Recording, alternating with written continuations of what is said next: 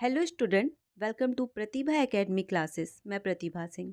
आज के वीडियो में मैं आप लोगों को कुल 2 नाटक पढ़ाऊंगी और ये जो 2 नाटक हैं बिहार एस टेट के पाठ्यक्रम में शामिल है, साथ ही साथ यूजीसी नेट के पाठ्यक्रम में भी शामिल है। इस समय मैं अपने चैनल पे जितनी भी वीडियोस पोस्ट कर रही हूँ वो बिहार एस सेट को टारगेट करके कर रही हूँ।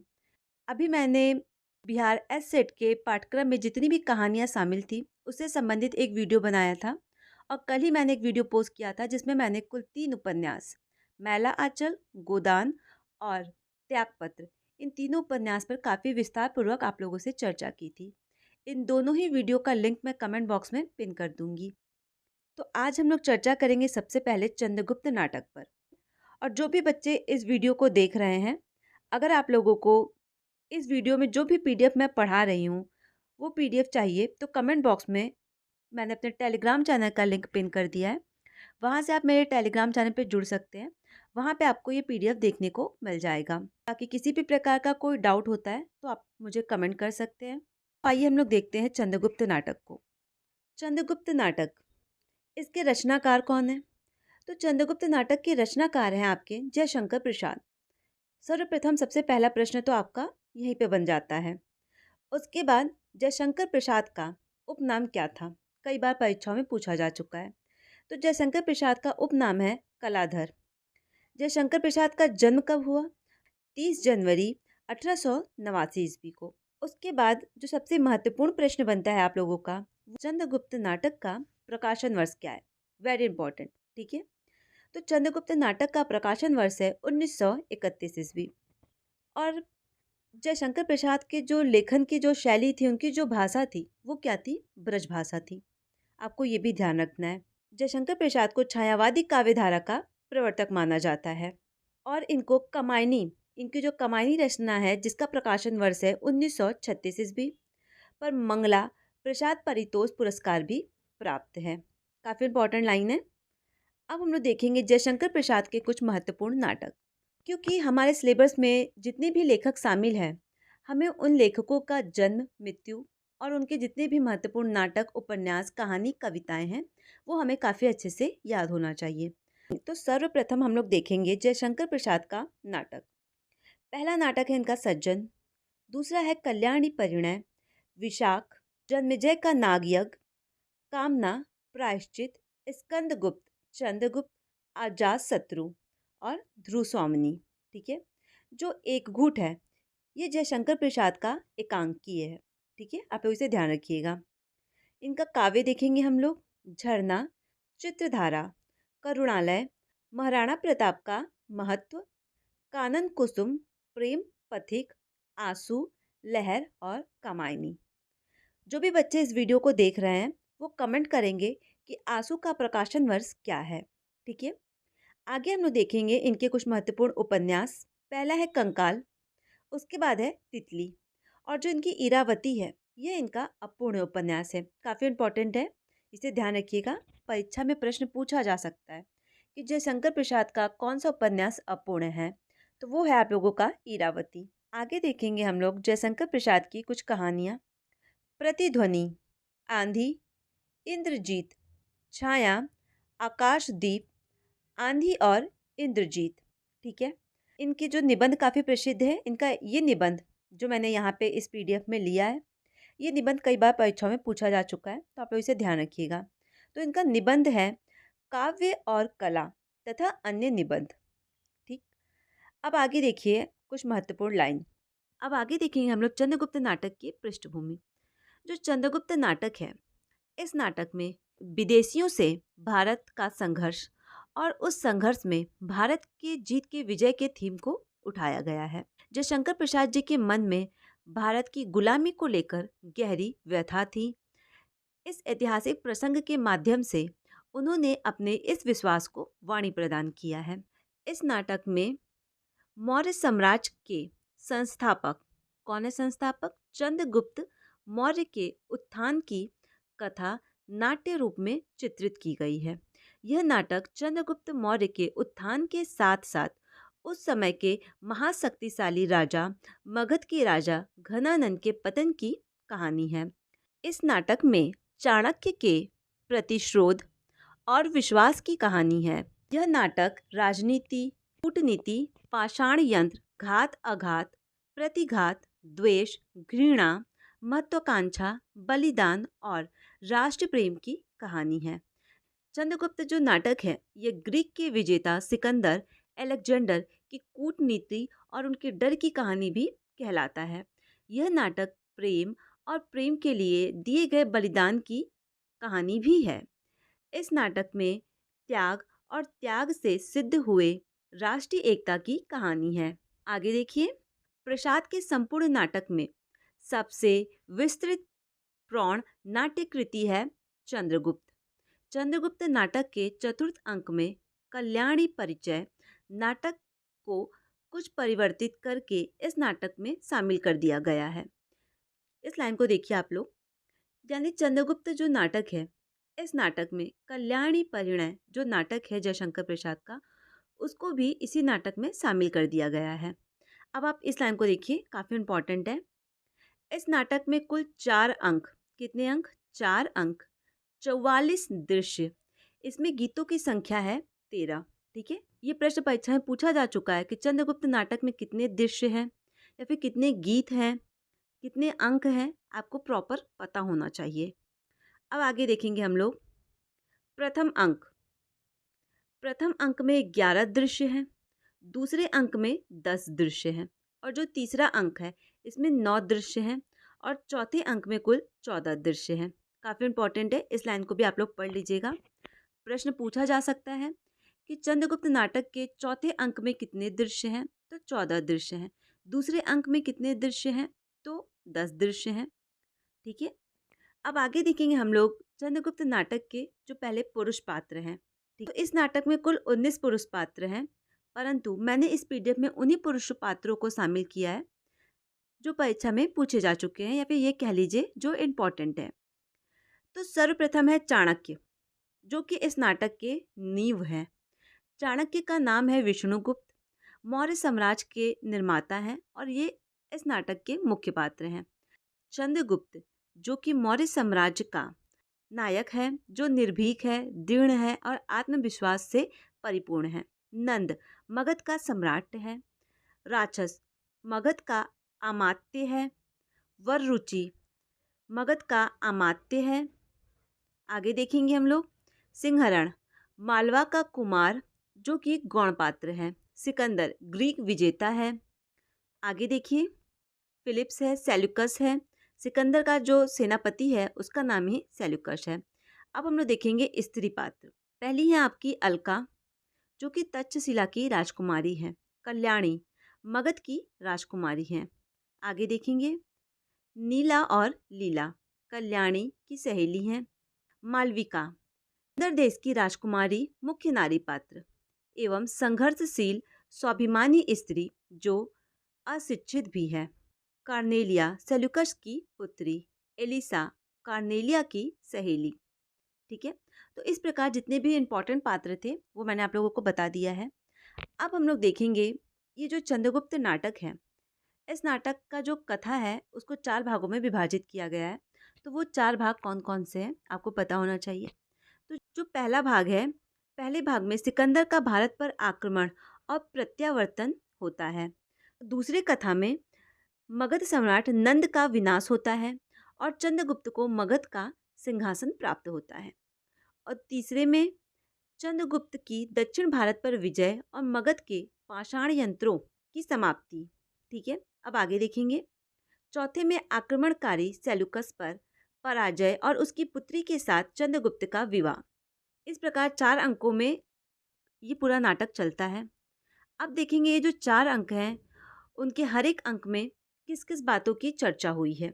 आपको ये पता होना चाहिए कि हर एक अंक की पृष्ठभूमि क्या है, क्योंकि परीक्षा में पूछा जा सकता है कि प्रथम अंक की पृष्ठभूमि क्या है, द्वितीय अंक की क्या है। तो उसी को आधार बनाकर मैंने इस पीडीएफ में इसको शामिल कर दिया है। तो जो प्रथम अंक है इसमें चंद्रगुप्त नाटक के प्रथम अंक में तक्षशिला के गुरुकुल के मठ का चित्रण है, जिसमें चाणक्य और सिंहरण का वार्तालाप है। इस अंक में अलछेंद्र का आक्रमण होता है, नंदकुल का विनाश होता है और सभी पात्रों को संघर्षरत दिखाया गया है। यानी जो इस नाटक का प्रथम अंक है उसकी पृष्ठभूमि इसी के इर्द गिर्द घूमती है। अब आगे देखेंगे द्वितीय अंक। पश्चिमोत्तर प्रांत की राजनीति स्थिति को प्रस्तुत किया गया है। फिलिप्स के चंगुल से कार्नेलिया और चंद्रगुप्त द्वारा उद्धार किया गया है। विदेशी सेना की यथास्थिति चाणक्य को प्राप्त हो जाना, मगध का पुनः समस्त कार्य व्यापारों का केंद्र बन जाना, चंद्रगुप्त का दोनों गणतंत्रों का सेनापति बन जाना। और तृतीय अंक, चाणक्य के ज्ञान और बुद्धि से चंद्रगुप्त को शक्तिशाली बनाना और नंद का विनाश करना, चंद्रगुप्त को समस्त प्रजा के द्वारा राजा के रूप में स्वीकार करना तृतीय अंक की यही पृष्ठभूमि है। चतुर्थ अंक, जिसमें परतेश्वर के मृत्यु के पश्चात कल्याणी का आत्महत्या कर लेना, सभी आंतरिक विद्रोह को चाणक्य समाप्त कर देता है। राक्षस एवं सुवासिनी और चंद्रगुप्त और कर्नेलिया विवाह कर लेते हैं। इसके बाद चाणक्य राजनीति से विश्राम ले लेता है, यह कहकर कि वे चीर विश्राम के लिए संसार से अलग होना चाहता है। तो इस प्रकार मैंने आपको अंक बता दिया है कि ये जो नाटक है 4 अंकों में विभाजित है और हर एक अंक में क्या नाटक चलता है। अब आगे देखिए आप लोग। चंद्रगुप्त नाटक मौर्य साम्राज्य के उत्थान और मगध के राजा घनानंद के पतन की कहानी है। चंद्रगुप्त नाटक चाणक्य के प्रतिशोध की कहानी है।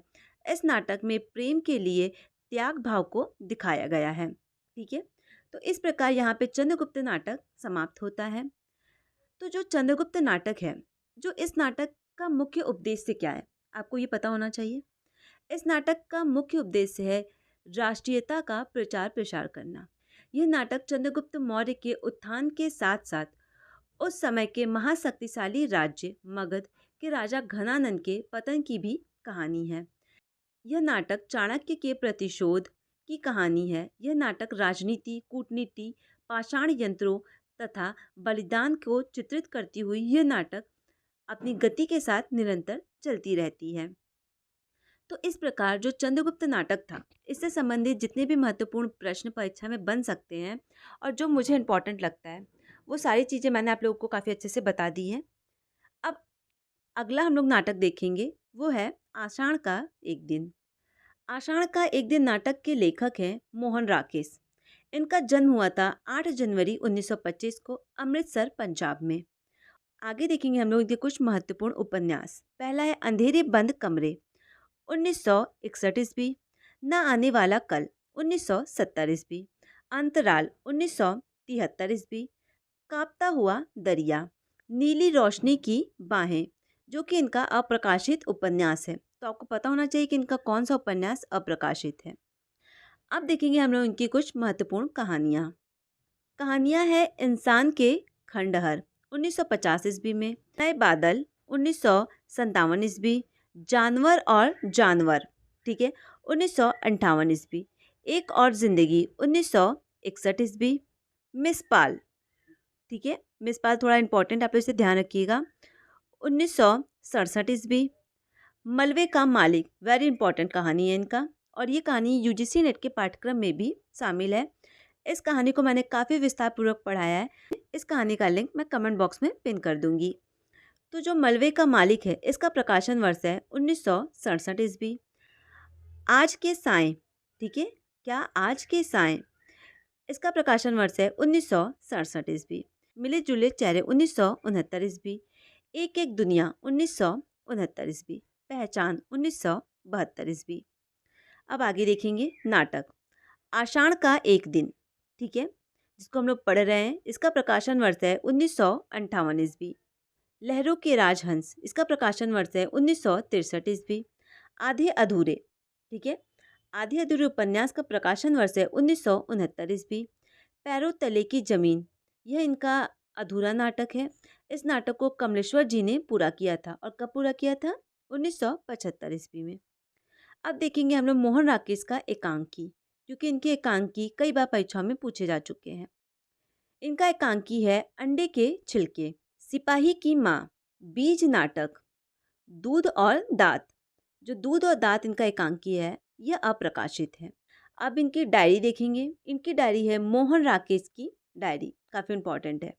ठीक, आगे देखेंगे हम लोग इनका यात्रा वृत्तांत। इनका सबसे प्रसिद्ध यात्रा वृत्तांत है आखिरी चट्टान। ये प्रश्न यूजीसी नेट की परीक्षाओं में कई बार पूछा जा चुका है। तो जो आखिरी चट्टान है इसका प्रकाशन वर्ष है 1957 ईस्वी। ऊंची झील 1960 ईस्वी। पतझड़ का रंगमंच, ठीक है, निबंध संग्रह परिवेश 1967 ईस्वी। रंगमंच और शब्द 1974 ईस्वी। साहित्य और सांस्कृतिक दृष्टि 1975 ईस्वी। इन्होंने कुछ पत्रिकाओं का भी संपादन किया है। पहली है सारिका और दूसरी है नई कहानी। ठीक है, तो इस प्रकार मोहन राकेश की रचनाओं से संबंधित और उनके बारे में जो भी महत्वपूर्ण चीज़ें थी वो हम लोगों ने पढ़ ली है। अब आगे देखेंगे हम लोग आषाढ़ का एक दिन नाटक। अगर आप लोग को ये वीडियो पसंद आ रहा है तो आप लोग चैनल को सब्सक्राइब करना ना भूलें और इस वीडियो को अपने दोस्तों के साथ शेयर ज़रूर कीजिएगा।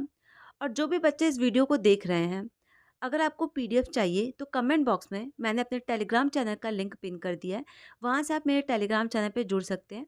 वहाँ पे आपको ये पीडीएफ देखने को मिल जाएगा। तो हम लोगों ने इनकी पत्र और पत्रिकाओं को भी देख लिया है। वैसे मैंने पत्र और पत्रिकाओं से संबंधित एक अलग सा वीडियो बनाया है, उस वीडियो का लिंक मैं कमेंट बॉक्स में पिन कर दूंगी, एक बार आप देख लीजिएगा। और मैंने बिहार एस सेट के नाम से एक अलग सा प्लेलिस्ट तैयार किया है, एक बार आप लोग उस प्लेलिस्ट को ज़रूर देखिएगा। आपके पाठ्यक्रम में जो भी चीज़ें शामिल हैं वो आपको उस प्लेलिस्ट में देखने को मिल जाएगा। अब हम लोग देखेंगे आषाढ़ का एक दिन नाटक।